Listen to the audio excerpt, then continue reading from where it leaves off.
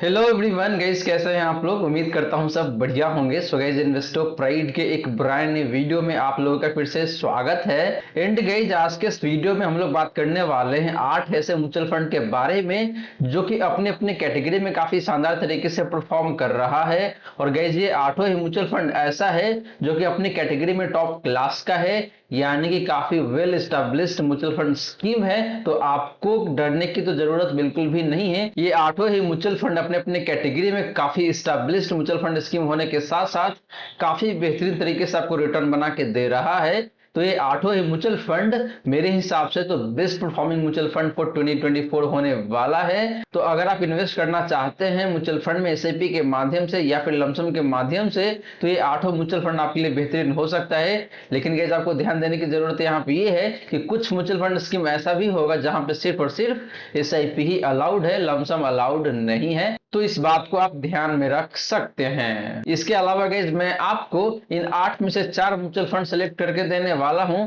और अगर आप उन चारों म्यूचुअल फंड में 15,000 पर मंथ के हिसाब से एसआईपी करते हैं तो कौन सा तरीका है जिसको यूज करके आप बना सकते हैं अगले 25 सालों में मोटा मोटी 22 करोड़ का कॉर्पस। जी हाँ दोस्तों, आपने बिल्कुल सही सुना। ये 22 करोड़ का जो नंबर है इसको अचीव करना पॉसिबल है। लेकिन गाइस, आपको यहाँ पे कंटिन्यूटी मेंटेन करना पड़ेगा, रेगुलरिटी मेंटेन करना पड़ेगा, तभी जाके ये नंबर अचीव करना पॉसिबल हो पाएगा आप सभी के लिए। वहीं गाइस, अगर आपके मन में कोई डाउट है, कोई क्वेश्चन है तो कमेंट सेक्शन में पूछ लीजिए।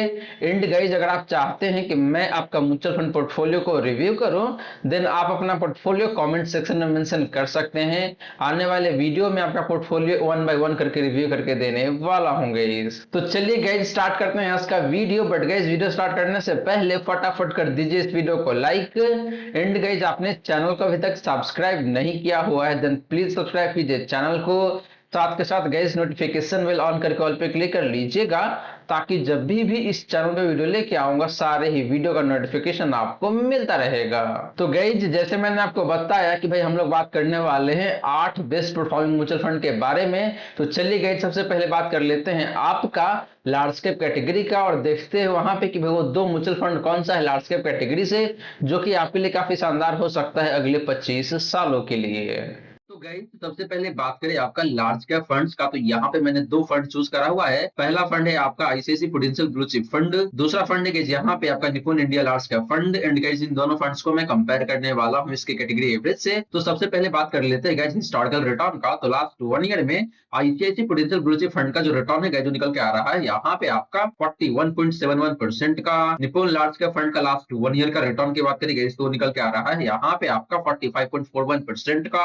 एंड बात करेंगे इस कैटेगरी एवरेज का लास्ट 1 ईयर का रिटर्न का तो निकल के आ रहा है यहाँ पे आपका 37.28% का। तो गाइस, लास्ट 1 ईयर में दोनों ही लार्ज कैप फंड का रिटर्न काफी अच्छा दिखने को मिल रहा है अपने कैटेगरी एवरेज के कंपैरिजन में। लेकिन बात करेंगे इन दोनों में से एक बेस्ट फंड का on the basis of last 1 year return, तो निप्पॉन लार्ज कैप फंड आपको कंपैरेटिव टर्म में काफी अच्छा रिटर्न बना के दे रहा है मोटा मोटी 45.5% का। हालांकि गैस, दोनों फंड के परफॉर्मेंस के बीच में बहुत ज्यादा का अंतर नहीं है, मोटा मोटी 4 से 5% का डिफरेंस देखने को मिल रहा है। बात करें गैस पिछले 3 सालों का रिटर्न का, तो ICICI prudential blue chip fund का पिछले 3 सालों का रिटर्न की बात करें गैस तो निकल के आता है यहाँ पे आपका 23.12% का। निप्पॉन लार्ज कैप फंड का पिछले 3 सालों का रिटर्न की बात करेंगे तो निकल के आता है यहाँ पे आपका 27.35% का। एंड बात करेंगे इस कैटेगरी एवरेज का पिछले 3 सालों का रिटर्न का तो निकल के आ रहा है यहाँ पे आपका 19.19% का। तो गैस, पिछले 3 सालों में भी देखे तो यहाँ पे दोनों ही फंड का रिटर्न काफी अच्छा देखने को मिल रहा है अपने कैटेगरी एवरेज के कंपैरिजन में। लेकिन बात करेंगे जिन दोनों में से एक बेस्ट फंड का on the basis of last 3 year return, तो फंड निकल के आ रहा है यहाँ पे आपके लिए Nippon India large cap fund guys, जिसने आपको मोटा मोटी 27.5% का रिटर्न बना के दिया हुआ है पिछले 3 सालों में भी। बात करें गाइस पिछले 5 सालों का रिटर्न का, तो ICICI prudential blue chip fund का जो रिटर्न है पिछले 5 सालों का वो निकल के आता है यहाँ पे आपका 18.7% का। निप्पॉन लार्ज कैप फंड का पिछले 5 सालों का रिटर्न की बात करें गाइस तो निकल के आता है यहाँ पे आपका 18.7% का। एंड बात करेंगे इस कैटेगरी एवरेज का पिछले 5 सालों का रिटर्न का तो निकल के आ रहा है यहाँ पे आपका 16.58% का। तो गाइस, पिछले 5 सालों में देखें तो दोनों ही फंड का रिटर्न डिट्टो सेम ही दिखने को मिल रहा है 18.7% पर एनम के हिसाब से। तो दोनों फंड काफी अच्छा परफॉर्म करा हुआ है पिछले 5 सालों में एंड अपने कैटेगरी एवरेज को भी देखें तो मोटा मोटी 2 से 2.5% से बीट करा हुआ है, जो कि अच्छी बात है दोनों ही फंड का। तो गाइस ये रही बात आपका इन दोनों ही लार्ज कैप फंड का हिस्टोरिकल रिटर्न का। और गाइस रिटर्न के बेसिस पे देखें तो यहाँ पे दोनों ही फंड काफी अच्छा दिखने को मिल रहा है अपने कैटेगरी के कंपैरिजन में। हालांकि गाइस बात करें इन दोनों में से एक बेस्ट फंड का, तो यहाँ पे निप्पॉन लार्ज कैप फंड काफी अच्छा दिखने को मिल रहा है, क्योंकि पिछले 1 साल में एंड पिछले 3 सालों में रिटर्न काफी शानदार है इस फंड का।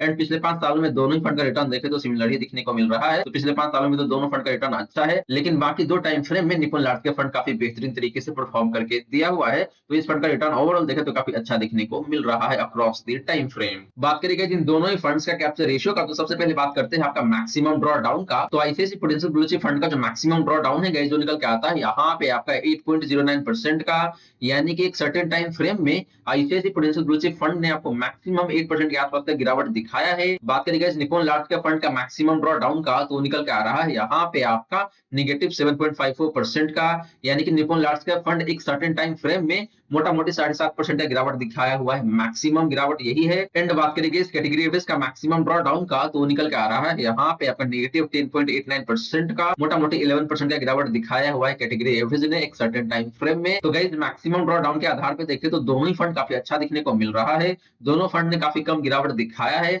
हालांकि Nippon large cap fund comparative term में थोड़ा सा ज्यादा बेहतर दिखने को मिल रहा है। बात करेंगे अपसाइड रेशियो का, तो ICICI prudential blue chip fund का जो अपसाइड रेशियो है जो निकल के आता है यहाँ पे आपका 105 का। निप्पॉन लार्ज कैप फंड का अपसाइड रेशियो की बात करेंगे इस निकल के आ रहा है यहाँ पे आपका 115 का। एंड बात करेंगे इस कैटेगरी एवरेज का अपसाइड रेशियो का, तो निकल के आ रहा है यहाँ पे आपका 99 का। तो गाइस सबसे पहले आपको बता दूं कि अपसाइड रेशियो होता क्या है एग्जैक्टली। तो गाइस जिस फंड का अपसाइड रेशियो 100 के ऊपर जितना ज्यादा होता है उतना ही बेहतर माना जाता है। इससे ये पता चलता है कि वो फंड अपने बेंचमार्क इंडेक्स को काफी अच्छे खासे मार्जिन से बीट करता है जब मार्केट में काफी तेजी रहता है। तो यहाँ पे देखें तो निप्पॉन लार्ज का फंड का अपसाइड रेशियो काफी बेहतरीन है 115 का। तो ये फंड अपने बेंचमार्क इंडेक्स को काफी अच्छे खासे मार्जिन से बीट करता है। अगर आप बात करते हैं बुलफिश का, तो वही बात करें ICICI prudential blue chip fund का, तो इसका भी अपसाइड रेशियो काफी अच्छा ही दिखने को मिल रहा है। ये फंड भी अपने बेंचमार्क इंडेक्स को अच्छे खासे मार्जिन से बीट करता है, लेकिन रिलेटिव टर्म में देखें तो निप्पॉन लार्ज का फंड ज्यादा बेहतर दिखने को मिल रहा है on the basis of upside ratio guys. बात करें गाइस डाउनसाइड रेशियो का, तो ICICI prudential blue chip fund का जो डाउनसाइड रेशियो है जो निकल के आता है यहाँ पे आपका 78 का। निप्पॉन लार्ज कैप फंड का डाउनसाइड रेशियो की बात करेंगे तो निकल के आ रहा है यहाँ पे आपका 78 का ही। एंड बात करेंगे इस कैटेगरी एवरेज का डाउनसाइड रेशियो का, तो निकल के आ रहा है यहाँ पे आपका 103 का। तो गाइस डाउनसाइड रेशियो के मामले में देखें तो दोनों फंड का डाउनसाइड रेशियो एक्जैक्टली सेम ही दिखने को मिल रहा है एंड अपनी कैटेगरी एवरेज के कंपैरिजन में काफी कम भी दिखने को मिल रहा है। गाइस आपको बता दूं कि एक पर्टिकुलर फंड का डाउनसाइड रेशियो 100 के नीचे जितना कम होता है उतना ही बेहतर माना जाता है। इससे ये पता चलता है कि वो पर्टिकुलर फंड काफी कम गिरता है जब मार्केट में काफी तेज गिरावट आती है तो अपने बेंचमार्क इंडेक्स के कंपैरिजन में। तो यहाँ पे दोनों फंड का डाउनसाइड रेशियो 100 के काफी नीचे है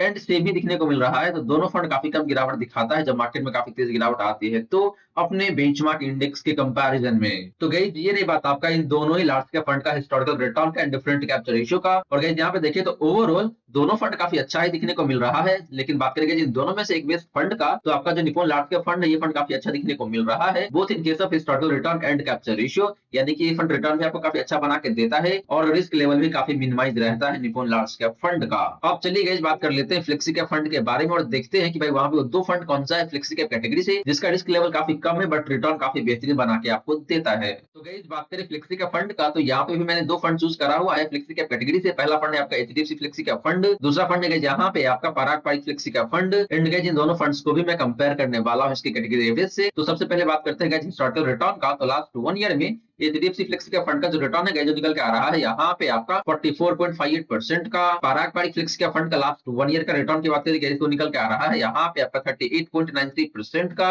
एंड बात करेंगे इस कैटेगरी एवरेज का लास्ट 1 ईयर का रिटर्न का, तो निकल के आ रहा है यहाँ पे आपका 42.02% का। तो गाइस लास्ट 1 ईयर में एचडीएफसी फ्लेक्सी कैप फंड का रिटर्न काफी अच्छा दिखने को मिल रहा है जो कि कैटेगरी एवरेज से भी ज्यादा है। वही बात करेंगे पराग पारिक फ्लेक्सी कैप फंड का, तो ये फंड अपनी कैटेगरी एवरेज को मोटा मोटी 3% से अंडर परफॉर्म करा हुआ है जो कि अच्छी बात नहीं है इस पर्टिकुलर फंड का। तो लास्ट 1 ईयर के आधार पर देखें तो एचडीएफसी फ्लेक्सी का फंड ज्यादा बेहतर दिखने को मिल रहा है। बात करेंगे पिछले 3 सालों का रिटर्न का, तो एचडीएफसी फ्लेक्सी का फंड का जो रिटर्न है पिछले 3 सालों का वो निकल के आ रहा है यहाँ पे आपका 28.76% का। पराग पारिक फ्लेक्सी का फंड का पिछले 3 सालों का रिटर्न की बात करेंगे तो निकल के आ रहा है यहाँ पे आपका 22.87% का। एंड बात करेंगे इस कैटेगरी एवरेज का पिछले 3 सालों का रिटर्न का, तो निकल के आ रहा है यहाँ पे आपका 21.18% का। तो गाइस पिछले 3 सालों में देखें तो यहाँ पे दोनों फंड का रिटर्न काफी अच्छा दिखने को मिल रहा है एंड बेहतर है अपनी कैटेगरी एवरेज के कंपैरिजन में। हालांकि गाइस बात करें इन दोनों में से एक बेस्ट फंड का on the basis of last 3 year return तो फंड निकल के आ रहा है यहाँ पे आपके लिए अगेन एचडीएफसी फ्लेक्सी का फंड गाइस, जिसने आपको मोटा मोटी 29% के आसपास का रिटर्न बना के दिया हुआ है पिछले 3 सालों में। बात करिए गाइस पिछले 5 सालों का रिटर्न का, तो एचडीएफसी फ्लेक्सी का फंड का जो रिटर्न है पिछले 5 सालों का वो निकल के आ रहा है यहाँ पे आपका 20.31% का। पराग पारिक फ्लेक्सी का फंड का पिछले 5 सालों का रिटर्न की बात करिए गाइस तो वो निकल के आ रहा है यहाँ पे आपका 23.85% का। एंड बात करिए गाइस कैटेगरी एवरेज का पिछले 5 सालों का रिटर्न का तो निकल के आ रहा है यहाँ पे आपका 18.49% का। तो गाइस पिछले 5 सालों में देखें तो यहाँ पे दोनों फंड का रिटर्न अपनी कैटेगरी एवरेज से बेहतर दिखने को मिल रहा है। लेकिन बात करिए इन दोनों में से एक बेस्ट फंड का on the basis of last 5 year return तो फंड निकल के आ रहा है यहाँ पे आपके लिए पराग पारिक फ्लेक्सी का फंड, जिसने आपको मोटा मोटी 24% का रिटर्न बना के दिया हुआ है पिछले 5 सालों में। तो गाइस ये रही बात आपका इन दोनों ही फ्लेक्सी का फंड का हिस्टोरिकल रिटर्न का। और यहाँ पे देखें तो ये दोनों फंड काफी अच्छा परफॉर्म कर रहा है हर एक टाइम फ्रेम में, और सारे टाइम फ्रेम में इन दोनों ही फंड्स ने अपनी कैटेगरी एवरेज को काफी अच्छे खासे मार्जिन से बीट करा हुआ है। हालांकि लास्ट 1 ईयर में पराग पारिक फ्लेक्सी का फंड ने अंडर परफॉर्म किया हुआ है अपने कैटेगरी एवरेज को मोटा मोटी 3% से। लेकिन इसके अलावा अगर आप बात करते हैं पिछले 3 सालों का या फिर पिछले 5 सालों का, तो यहाँ पे पराग पारिक फ्लेक्सी का फंड का रिटर्न काफी अच्छा दिखने को मिल रहा है। सिमिलरली आपका एचडीएफसी फ्लेक्सी का फंड का भी रिटर्न देखें तो अक्रॉस की टाइम फ्रेम काफी बेहतरीन दिखने को मिल रहा है। तो दोनों फंड काफी अच्छा फंड है और दोनों फंड का भी पैरेंटेज देखें तो काफी अच्छा दिखने को मिलता है। तो आप अपने रिस्क के अकॉर्डिंग दोनों में से किसी एक फंड के साथ जा सकते हैं।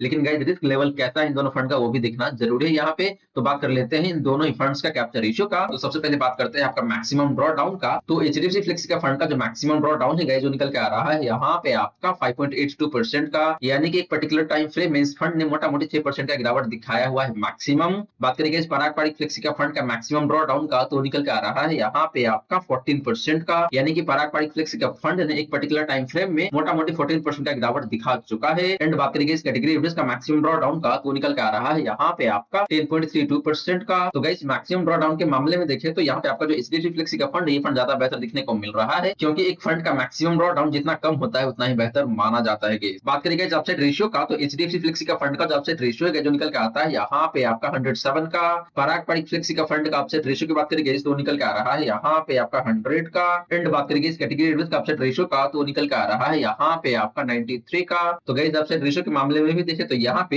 एचडीएफसी फ्लेक्सी का फंड का अपसेट रेशियो काफी बेहतरीन दिखने को मिल रहा है 107 का। इसका मतलब ये है कि जब मार्केट काफी तेजी में रहता है तो उस केस में ये फंड अपने बेंचमार्क इंडेक्स को काफी अच्छे खासे मार्जिन से बीट करता है। वही बात करें पराग पारिक फ्लेक्सी का फंड का, तो ये फंड अपना जो बेंचमार्क इंडेक्स है उसके आसपास में ही परफॉर्म करके आपको देता है। बात करेंगे इस डाउनसाइड रेशियो का, तो एचडीएफसी फ्लेक्सी का फंड का जो डाउनसाइड रेशियो है जो निकल के आता है यहाँ पे आपका 61 का। पराग पारिक फ्लेक्सी का फंड का डाउनसाइड रेशियो की बात करेंगे तो निकल के आ रहा है यहाँ पे आपका 71 का। एंड बात करेंगे इस कैटेगरी एवरेज का डाउनसाइड रेशियो का तो निकल के आ रहा है यहाँ पे आपका 92 का। तो गाइस डाउनसाइड रेशियो के मामले में देखें तो यहाँ पे दोनों फंड का डाउनसाइड रेशियो अपनी कैटेगरी एवरेज से कम दिखने को मिल रहा है, जो की अच्छी बात है। लेकिन गाइस बात करें इन दोनों में से एक बेस्ट फंड का on the basis of downside ratio तो फंड निकल के आ रहा है यहाँ पे अगेन आपके लिए एचडीएफसी फ्लेक्सी का फंड, जिसका डाउनसाइड रेशियो 61 का, जो कि इन दोनों में सबसे कम है। इसका मतलब यही है कि जब मार्केट में तेज गिरावट आएगी तो उस केस में ये फंड कम गिरावट दिखाएगा in comparison with Parag Parikh flexi का फंड या फिर कैटेगरी एवरेज के। तो गाइस ये रही बात आपका इन दोनों ही फ्लेक्सी का फंड का हिस्टोरिकल रिटर्न का एंड कैप्चर रेशियो का। और जहां पे देखें तो ओवरऑल एचडीएफसी फ्लेक्सी का फंड मुझे ज्यादा बेहतर दिखने को मिल रहा है, क्योंकि इस फंड का performance across the time frame काफी बेहतरीन है एंड अपनी कैटेगरी एवरेज को भी बीट करा हुआ है। एंड इस फंड का कैप्चर रेशियो भी देखें तो सबसे बेहतरीन दिखने को मिल रहा है इन दोनों में। वो चाहे बात करें आप मैक्सिमम ड्रॉ डाउन का या फिर अपसेट रेशियो का या फिर डाउनसाइड रेशियो का। कहने का मतलब यही है कि ये फंड आपको रिटर्न भी ज्यादा बना के देता है और जब मार्केट में तेज गिरावट आती है तो उसके ये फंड गिरता भी कम है पराग पारिक फ्लेक्सी का फंड के कंपैरिजन में। और गाइस एक बात और मैं आप सभी को बता दूं यहाँ पे कि भाई दोनों फंड का जो फंड साइज है वो काफी ज्यादा है। एचडीएफसी फ्लेक्सी का फंड का फंड साइज मोटा मोटी 50,000 करोड़ का है एंड पराग पारिक फ्लेक्सी का फंड का फंड साइज मोटा मोटी 60,000 करोड़ के आसपास में है। तो फंड साइज काफी ज्यादा है, तो इस बात को जरूर आपको ध्यान में रखना चाहिए, उसके बाद ही जाके इन्वेस्ट करना चाहिए। अब चलिए गाइस बात कर लेते हैं दो मिड कैप कैटेगरी के फंड के बारे में और देखते हैं कि वो दोनों मिड कैप फंड कौन सा है जिसका रिटर्न काफी शानदार है एंड रिस्क लेवल काफी मिनिमाइज या फिर कह लीजिए काफी बैलेंस दिखने को मिलता है। तो गाइस बात करें मिड कैप फंड्स का, तो यहाँ पे भी मैंने दो फंड चूज करा हुआ है आप सभी के लिए। पहला फंड है आपका एचडीएफसी मिड कैप फंड, दूसरा फंड है गाइस आपका Motilal Oswal mid cap fund. And guys इन दोनों फंड्स को भी मैं कंपेयर करने वाला हूं इसकी कैटेगरी एवरेज से। तो सबसे पहले बात कर लेते हैं गाइस हिस्टोरिकल रिटर्न का। तो लास्ट 1 ईयर में एचडीएफसी मिड कैप फंड का जो रिटर्न है जो निकल के आता है यहाँ पे आपका 56.48% का। Motilal Oswal mid cap fund का लास्ट 1 ईयर का रिटर्न की बात करेंगे तो निकल के आ रहा है यहाँ पे आपका 64.84% का। एंड बात करेंगे इस कैटेगरी एवरेज का लास्ट 1 ईयर का रिटर्न का तो निकल के आ रहा है यहाँ पे आपका 52.96% का। तो गाइस लास्ट 1 ईयर में दोनों ही फंड का रिटर्न देखें तो वैसे काफी अच्छा दिखने को मिल रहा है। लेकिन बात करेंगे जिन दोनों में से एक बेस्ट फंड का on the basis of last 1 year return तो फंड निकल के आ रहा है यहाँ पे आपके लिए Motilal Oswal mid cap fund की। बात करी गई पिछले 3 सालों का रिटर्न का, तो एचडीएफसी मिड कैप फंड का जो रिटर्न पिछले 3 सालों का वो निकल के आ रहा है यहाँ पे आपका 30.81% का। Motilal Oswal mid cap fund का पिछले 3 सालों का रिटर्न की बात करी गई तो निकल के आ रहा है यहाँ पे आपका 39.4% का। एंड बात करी गई इस कैटेगरी का पिछले 3 सालों का रिटर्न का, तो निकल के आ रहा है यहाँ पे आपका 26.61% का। तो गैस पिछले 3 सालों में भी देखे तो यहाँ पे दोनों ही फंड का रिटर्न काफी अच्छा दिखने को मिल रहा है। लेकिन बात करेंगे इन दोनों में से एक बेस्ट फंड का on the basis of last 3 year return, तो फंड निकल के आ रहा है यहाँ पे आपका मोतीलाल ओसवाल मिड का फंड, जिसने आपको मोटा मोटी 39.5% का रिटर्न बना के दिया हुआ है पिछले 3 सालों में भी। बात करेंगे पिछले 5 सालों का रिटर्न का, तो एचडीएफसी मिड का फंड का जो रिटर्न पिछले 5 सालों का वो निकल के आता है यहाँ पे आपका 24.56% का। मोतीलाल ओसवाल मिड का फंड का पिछले 5 सालों का रिटर्न की बात करेंगे तो निकल के आ रहा है यहाँ पे आपका 28.3% का। एंड बात करेंगे इस कैटेगरी का पिछले 5 सालों का रिटर्न का, तो निकल के आ रहा है यहाँ पे आपका 23.68% का। तो guys similar to last 1 year and last 3 year, पिछले 5 सालों में भी देखे तो यहाँ पे दोनों ही फंड्स का रिटर्न काफी अच्छा दिखने को मिल रहा है अपने कैटेगरी एवरेज के कंपैरिजन में। लेकिन बात करेंगे इन दोनों में से एक बेस्ट फंड का, तो अगेन मोतीलाल ओसवाल मिड का फंड का रिटर्न काफी बेहतरीन दिखने को मिल रहा है पिछले 5 सालों में भी। तो गाइस ये बात आपका इन दोनों मिड का फंड का हिस्टोरिकल रिटर्न पर जहाँ पे देखे तो ओवरऑल दोनों ही फंड का रिटर्न काफी बेहतरीन दिखने को मिल रहा है across the time frame. And दोनों ही फंड्स ने हर एक टाइम फ्रेम में अपने कैटेगरी एवरेज को काफी अच्छी खासी मार्जिन से बीट करा हुआ है। लेकिन बात करेंगे इन दोनों में से एक बेस्ट फंड का on the basis of all the time frame return, तो फंड निकल के आ रहा है यहाँ पे आपके लिए मोतीलाल ओसवाल मिड का फंड, जिसने हर एक टाइम फ्रेम में अपनी कैटेगरी एवरेज को बीट तो करा हुआ है, लेकिन इसने एचडीएफसी मिड के फंड को भी देखे तो काफी अच्छे खासे मार्जिन से बीट करा हुआ है हर एक टाइम फ्रेम में। बात करेंगे जिन दोनों ही फंड्स का कैप्चर रेशियो का, तो सबसे पहले बात करते हैं आपका मैक्सिमम ड्रॉ डाउन का। तो एचडीएफसी मिड का फंड का जो मैक्सिमम ड्रॉ डाउन है जो निकल के आता है यहाँ पे आपका -9.27% का। मोतीलाल ओसवाल मिड का फंड का मैक्सिमम ड्रॉ डाउन की बात करेंगे तो निकल के आ रहा है यहाँ पे आपका -8.89% का। एंड बात करेंगे इस कैटेगरी एवरेज का मैक्सिमम ड्रॉ डाउन का, तो निकल के आ रहा है यहाँ पे आपका -12% के आसपास में। तो गाइस मैक्सिमम ड्रॉ डाउन के मामले में देखें तो दोनों फंड का परफॉर्मेंस काफी अच्छा दिखने को मिल रहा है, यानी कि दोनों फंड कम गिरावट दिखाता है अपनी कैटेगरी के कंपैरिजन में जब मार्केट में काफी तेज गिरावट आती है। तो हालांकि बात करेंगे जिन दोनों में से एक बेस्ट फंड का, तो फंड निकल के आ रहा है यहाँ पे आपका मोतीलाल ओसवाल मिड का फंड, जिसका मैक्सिमम ड्रॉ डाउन दोनों में सबसे कम दिखने को मिल रहा है। बात करेंगे अपसेट रेशियो का, तो एचडीएफसी मिड का फंड का जो अपसेट रेशियो है जो निकल के आता है यहाँ पे आपका 98 का। मोतीलाल ओसवाल मिड का फंड का अपसेट रेशियो की बात करेंगे तो निकल के आ रहा है यहाँ पे आपका 104 का। एंड बात करेंगे इस कैटेगरी एवरेज का अपसेट रेशियो का, तो निकल के आ रहा है यहाँ पे आपका 89 का। तो गाइस दोनों ही फंड का अपसेट रेशियो काफी अच्छा दिखने को मिल रहा है, 100 के आसपास में है या फिर उसके ऊपर है। इसका मतलब यही है कि दोनों फंड का रिटर्न अच्छा रहता है अपने बेंचमार्क इंडेक्स के कंपैरिजन में जब मार्केट में तेजी रहता है। तो लेकिन बात करेंगे जिन दोनों में से एक बेस्ट फंड का on the basis of upside ratio, तो फंड निकल के आ रहा है यहाँ पे आपके लिए Motilal Oswal mid cap fund, जिसका अपसाइड रेशियो 104 का है। बात करेंगे इस डाउनसाइड रेशियो का, तो एचडीएफसी मिड कैप फंड का जो डाउनसाइड रेशियो है जो निकल के आता है यहाँ पे आपका 69 का। Motilal Oswal mid cap fund का डाउनसाइड रेशियो की बात करेंगे तो निकल के आ रहा है यहाँ पे आपका 44 का। एंड बात करेंगे इस कैटेगरी का डाउनसाइड रेशियो का, तो निकल के आ रहा है यहाँ पे आपका 89 का। तो गैस डाउनसाइड रेशियो के मामले में देखें तो यहाँ पे अगेन दोनों फंड का डाउनसाइड रेशियो काफी अच्छा दिखने को मिल रहा है। इसका मतलब यही है कि दोनों फंड में काफी कम गिरावट रहता है जब मार्केट में काफी तेज गिरावट आती है तो अपने बेंचमार्क इंडेक्स के कंपैरिजन में। लेकिन बात करेंगे जिन दोनों में से एक बेस्ट फंड का on the basis of downside ratio, तो फंड निकल के आ रहा है यहाँ पे आपके लिए Motilal Oswal mid cap fund, जिसका डाउनसाइड रेशियो है आपका यहाँ पे 44 का। तो गैस ये रही बात आपका इन दोनों मिड कैप फंड्स का हिस्टोरिकल रिटर्न का एंड कैप्चर रेशियो का। और जहाँ पे देखें तो ओवरऑल दोनों फंड काफी अच्छा दिखने को मिल रहा है, चाहे बात करें आप रिटर्न का या फिर कैप्चर रेशियो का। लेकिन बात करेंगे जिन दोनों में से एक बेस्ट फंड का ऑन रिलेटिव बेसिस, तो फंड निकल के आता है यहाँ पे आपके लिए Motilal Oswal mid cap fund, जिसका परफॉर्मेंस भी अक्रॉस द टाइम काफी शानदार है एंड कैप्चर रेशियो भी देखें तो काफी शानदार निकल के आ रहा है। अब चलिए गाइस बात कर लेते हैं स्मॉल कैप कैटेगरी के फंड के बारे में। तो गाइस बात करें स्मॉल कैप फंड्स का, तो यहाँ पे मैंने दो फंड चूज करा हुआ है। पहला फंड है आपके लिए Nippon India small cap fund, दूसरा फंड है गाइस आपका SBI small cap fund. And guys इन दोनों फंड्स को मैं कंपेयर करने वाला हूं इसके कैटेगरी एवरेज से। तो पहले बात कर लेते हैं गाइस इस टोटल रिटर्न का। तो लास्ट 1 ईयर में निप्पॉन स्मॉल कैप फंड का जो रिटर्न है जो निकल के आ रहा है यहाँ पे आपका 60.3% का। एसबीआई स्मॉल कैप फंड का लास्ट 1 ईयर का रिटर्न की बात करेंगे तो निकल के आ रहा है यहाँ पे आपका 41.9% का। एंड बात करेंगे इस कैटेगरी एवरेज का लास्ट 1 ईयर का रिटर्न का, तो निकल के आ रहा है यहाँ पे आपका 53.85% का। तो गाइस लास्ट 1 ईयर में निप्पॉन स्मॉल कैप फंड का रिटर्न देखें तो काफी अच्छा दिखने को मिल रहा है अपनी कैटेगरी के कंपैरिजन में। लेकिन जैसे ही आप बात करते हैं एसबीआई स्मॉल कैप फंड का, तो इसका रिटर्न बहुत अच्छा नहीं है अपनी कैटेगरी के कंपैरिजन में, यानी कि गाइस ये फंड अपनी कैटेगरी एवरेज को मोटा मोटी 21 से 22% से अंडर परफॉर्म कर रहा है लास्ट 1 ईयर में। बात करेंगे पिछले 3 सालों का रिटर्न का, तो निप्पॉन स्मॉल कैप फंड का जो रिटर्न पिछले 3 सालों का वो निकल के आता है यहाँ पे आपका 36.89% का। एसबीआई स्मॉल कैप फंड का पिछले 3 सालों का रिटर्न की बात करेंगे तो निकल के आ रहा है यहाँ पे आपका 26.53% का। एंड बात करेंगे इस कैटेगरी एवरेज का पिछले 3 सालों का रिटर्न का, तो निकल के आ रहा है यहाँ पे आपका 31.05% का। तो गाइस पिछले 3 सालों में देखें तो निप्पॉन स्मॉल कैप फंड का रिटर्न काफी अच्छा दिखने को मिल रहा है। एंड बात करेंगे एसबीआई स्मॉल कैप फंड का, तो ये फंड अगेन अपनी कैटेगरी एवरेज को अंडर परफॉर्म कर रहा हुआ है पिछले 3 सालों में भी। बात करेंगे पिछले 5 सालों का रिटर्न रिटर्न का, तो निप्पॉन स्मॉल कैप फंड का जो रिटर्न है पिछले 5 सालों का वो निकल के आता है यहाँ पे आपका 31.39% का। एसबीआई स्मॉल कैप फंड का पिछले 5 सालों का रिटर्न की बात करेंगे तो निकल के आ रहा है यहाँ पे आपका 26.45% का। एंड बात करेंगे इस कैटेगरी एवरेज का पिछले 5 सालों का रिटर्न का, तो निकल के आ रहा है यहाँ पे आपका 27.66% का। तो गाइस पिछले 5 सालों में भी देखे तो यहाँ पे एसबीआई स्मॉल कैप फंड ने अपने कैटेगरी एवरेज को मोटा मोटी 1% से अंडर परफॉर्म करा हुआ है। लेकिन बात करेंगे निप्पॉन स्मॉल कैप फंड का, तो इसका रिटर्न देखे तो पिछले 5 सालों में भी काफी अच्छा दिखने को मिल रहा है, 31 से लेकर 31.5% के आसपास में। तो गाइस ये रही बात आपका इन दोनों ही स्मॉल कैप फंड्स का हिस्टोरिकल रिटर्न का। और जहां पे देखे तो across the time frame Nippon small cap fund का परफॉर्मेंस काफी बेहतरीन दिखने को मिल रहा है। एंड जैसे ही आप बात करते हैं एसबीआई स्मॉल कैप फंड का, तो ये फंड काफी खराब परफॉर्म कर रहा है सारे टाइम फ्रेम में। तो ये फंड तो मुझे बिल्कुल भी अच्छा नहीं लग रहा है अगर आप बात करते हैं हिस्टोरिकल रिटर्न का। तो बात करेंगे इस कैप्चर रेशियो का, तो पहले बात करते हैं आपका मैक्सिमम ड्रॉ डाउन का।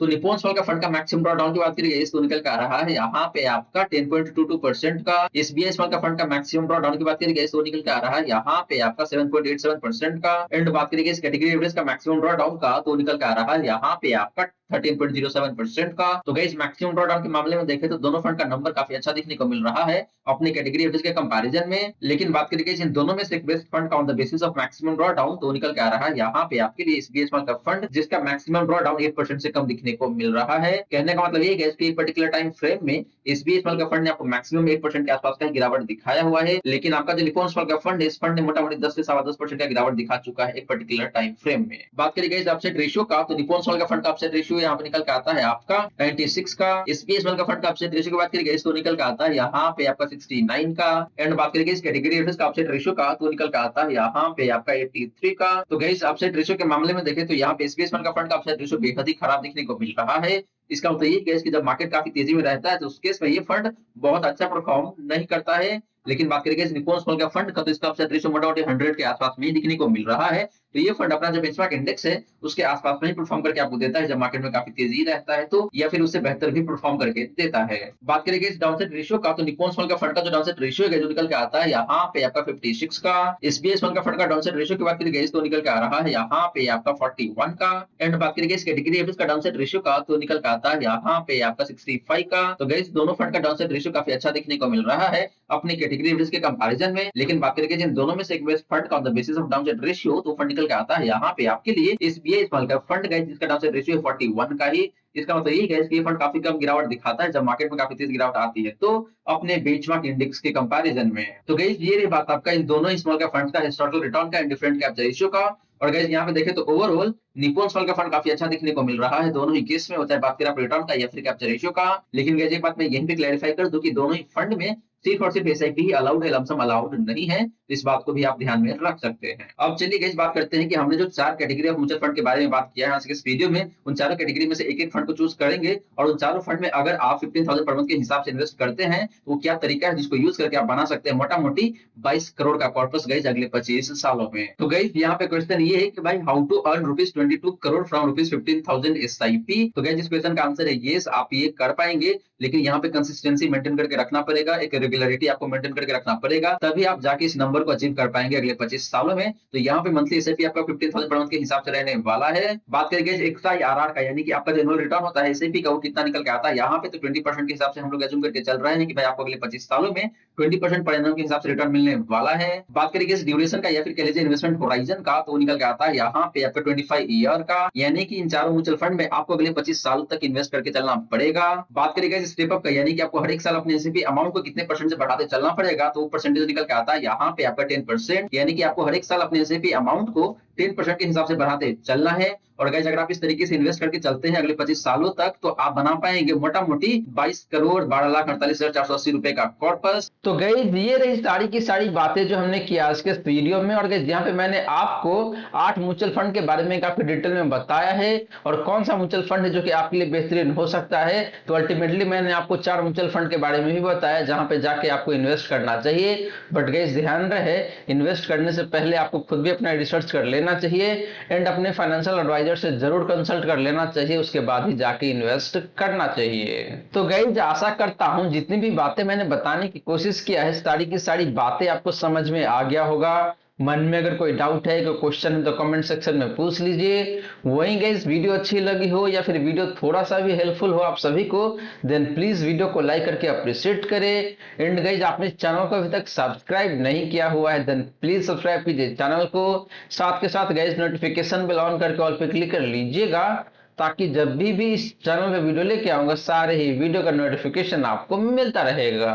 So guys thank you so much for watching this video. मिलते हैं अगले वीडियो में। जय हिंद, जय भारत।